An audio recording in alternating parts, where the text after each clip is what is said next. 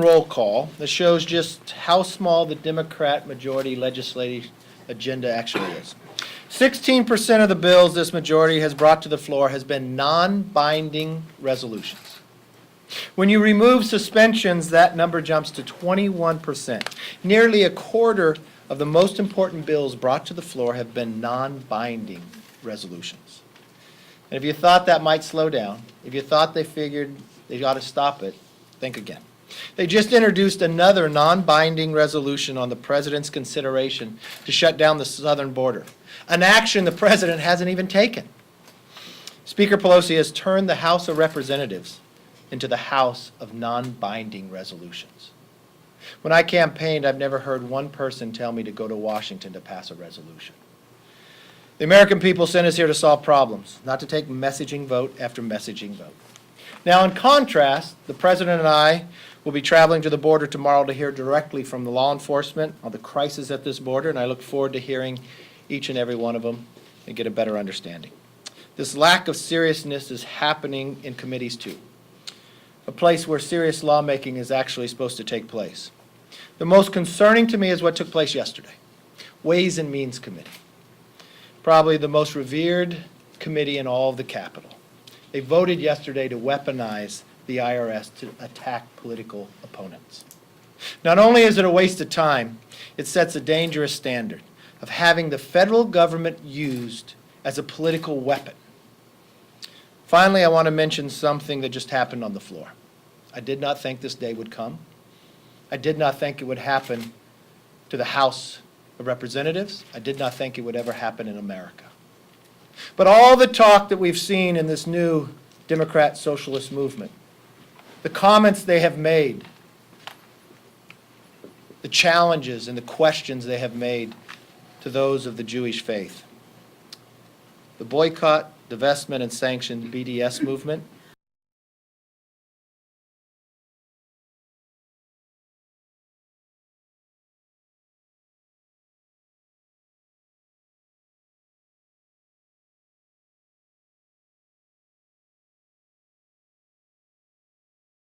and is unwilling to make concessions.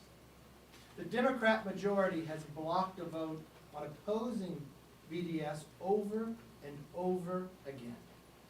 They refused to take up Senate 1, S1. It passed the Senate by 77 votes. Tell me what passes the Senate by that high a margin. But this new Democrat socialist movement in the House won't even assign it to a committee. They refuse to mark up its companion version, H.R. 336, and they refuse to bring to the floor a simple bipartisan resolution, House Reg 246. They bring a lot of other resolutions to the floor, but they refuse to bring this one. It condemns the BDS movement. But today was most shocking. Today was a day in history I did not want to see in America. Today, every Democrat but 5 voted against an amendment to reject the BDS movement. Every Democrat but 5 would not stand with Israel today. This is a turning moment for America. With that, I'll open it up for questions. Yes, ma'am? Mr. Leader, would you like Congress to see the full unredacted Mueller report? Congress, not necessarily the public. I think Attorney General Barr said he will send it to us, and I want to see it directly as the law states. Not in its unredacted form. Well, I think legally, from the standpoint from the grand jury or any intel protections for America, I think that's appropriate. Right now, members we don't get every intel point because you don't want that all spread out. So I think the Attorney General, you'll see exactly what the law says we should, and I think we all should see that. And are you confident that he characterized Mr. Mueller's assessments correctly, considering that some of Mueller's investigators are now saying that they are unhappy with how Barr summarized their work? You know, Barr had to do a very quick job, and I see the work that Attorney General Barr does has been amazing. I've watched his work before. I would not question his legal opinion. He wanted to get something to the American public, and he's promised the American public that he's bringing the rest to us. What's interesting is that the Democrats won't even give him 2 weeks. No, I do not question it. I believe what Mr. Barr put out is what he saw. Yes, ma'am. Do you support closing the southern border? Look, what I support is making sure the southern border is secure. We have a crisis along the southern border. There's things that Congress needs to do. This challenge, what is happening today, I was in El Paso last week. I will be with the president traveling tomorrow. I don't believe anybody wants to close the southern border. That is not the objective from anyone. We know the economics. We want the southern border to be strong. We also want to have it secure. But now, because of the law of this land, you have an asylum question. You have children who are unaccompanied that you can't take back to their parents. Our law doesn't allow us to do that if they're outside of Mexico. We have a challenge that people are coming from other countries, but traveling through other countries and not claiming asylum until they get to America. We have a broken system. It is every measurement and metrics that you see, probably one of the greatest crises we have seen along our southern border in more than decades. And for the Democratic Party to deny what is happening, for the Democratic Party to continue just to pass a resolution instead of solve the problem, I'm not quite sure why they ran, if this is what they're going to do inside the House. Yeah. I know you talked about the tax returns just briefly, but can you respond to what Speaker Pelosi said just a few hours ago at the same podium, defending their right to go after these returns? She read U.S. code from that podium. Is that not to weaponize? Ask me any American wants to give the power to a committee to go after you because they politically disagree with you? The Democrats decided the day after the election that they would not accept it. So we just put America through 22 months. If you know the statistics, 2,500 subpoenas, 40 agents, 19 attorneys, going to 13 other countries. And they came back and they couldn't create something that they tried to make up. So what do they do now? They use the power of government, the fear that every American has. The government has become so strong they go after you because they don't politically agree with you. Is wrong. When will they accept the last election? Would they like? People will change the majority inside Congress. Do we really want to have a body that goes after people's IRS reports simply because you politically disagree with them? Did the president provide every financial statement that he needed to run for president, the standards that they have out there, the laws that they have out there? Yes, he filled them all out. So why do they use this? Why wouldn't they put the American public first? Why wouldn't we start talking about the problems we have? Why wouldn't we actually produce legislation instead of resolutions? This is all about politics. I mean, it's almost as though the Democratic House is not members of Congress, they're the members of the DCCC. They write resolutions and they do political attacks. When do they want to start legislating? When do they start working for the American public? They know it's wrong, and I think it's a very terrible standard to set for this nation, and it's scary if it would be taken forward. I know you're arguing from a Yes. political. Do you believe, now that the Ways and Means Committee is demanding that the IRS hand over 6 years of Donald Trump's tax returns and tax returns of businesses linked to him, do you believe Speaker Pelosi should release her tax returns and the tax returns of businesses linked to her family for the same period of years? I think to use it for political means is wrong, from any side of the aisle. There are standards of what we have to file, financial disclosure statements to run for office. That is what the law says.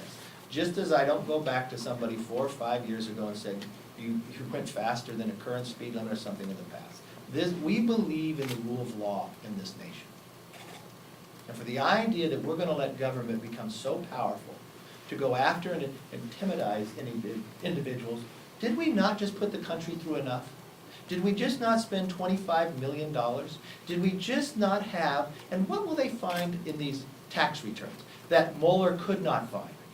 That the 40 agents, that the 2,500 subpoenas, that the 500 witnesses. Nothing is there, so why do you continue to put the country through this? It says a lot about their characters and a lot about their value, that they want to weaponize government to punish individuals because they politically disagree with them and they can't accept an election. Yes? The Trump administration has taken a position that they don't want to raise the budget caps. They don't want to make any statutory change to the sequestration caps. Are House Republicans going to back the administration on that position, or are you guys open to participating in bipartisan and bicameral talks to raise the cap? Look, I always believe in bipartisanship. What's very interesting is what Nancy Pelosi has said for decades. Show me your budget, show me your values. And this is a new majority that does not pass bills, passes resolutions, and now won't do a budget. And we know we've got a crisis on our hands. We know we have sequestration if action is not taken. So I always think it's appropriate that we sit down together to try to solve this. Unfortunately, it goes to seem that the political arm of the new Democrat socialists are running the Democratic majority inside the House. Yes, sir. On trade, Pelosi earlier said she's not gonna use the USMCA as a bargaining chip to get something, and she also said That's fantastic. she's Get to the open, floor. she's open to side agreements to fix it rather than reopening it. How optimistic are you in the end of the day this can get approved by Congress this year? I know from our side of the aisle, we will do our part, and we're ready to move forward with it. We think it's positive for the entire country and also positive for our partners who we trade with. It is one of the promises that the president said he would do, that he would modernize the NAFTA agreement. I think it's a win-win for all, and I think it would be a big success for our economy as well. Is it likely to get approved here, you think? You know what, if I was in the majority, I'd give you 100% yes. Unfortunately, we don't have 218 on our side. I haven't watched the Democrats pass major legislation yet, but I will promise them we will give them our help to be able to move it forward. She controls the floor, she can schedule it, and we can get it through. Yes? Last question. Are there any situations in which you believe Congress should have access to grand jury testimony when it's doing its own investigation? What is the, are you referring to the Mueller? Yeah, with the Mueller, yeah, because I understand where you all are coming from on the Mueller report and Barr and see what happens. But it's not just that, you can go to But- any report that independence has done in the past. There's a reason why they do not bring in the grand jury. If somebody was not indicted, why should that information go forward? The grand jury was able to look at it and go forward. So I don't see in this current situation why that would be the case. I don't see why we would change the current law. We just went through 22 months. We found that there was no collusion and no obstruction. Why do they want to continue it to go forward? Just because they disagree with the outcome of an election? Why can't they put the public forward? And if we really believe in the rule of law, let's follow the rule of law.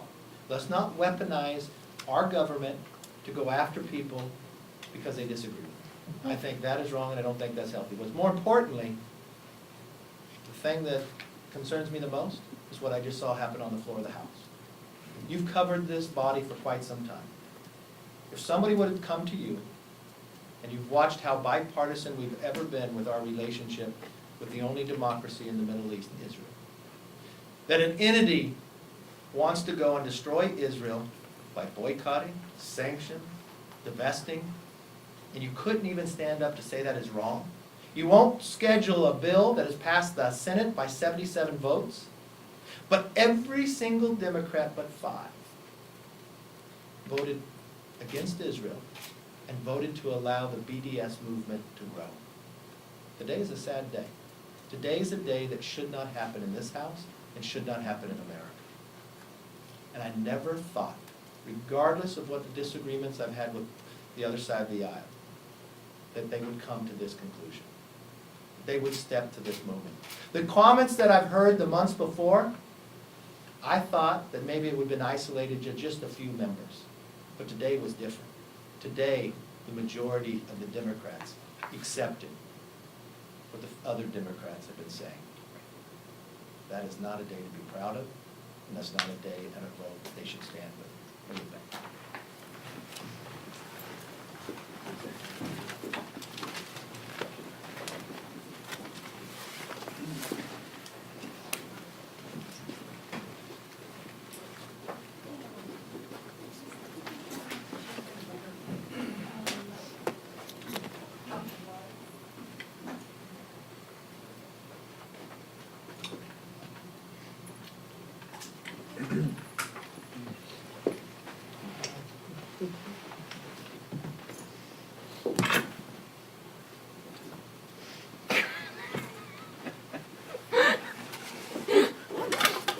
How are you? I looked up when I was here before for Pelosi too, and I was like, nope, he's he's in the zone. CNBC survey. Were you really? Yeah, it was, How are you? I figured it was good use of my time. This is Lauren, our intern. Hey, nice to meet you. Nightly Nice to intern. meet you. Yeah.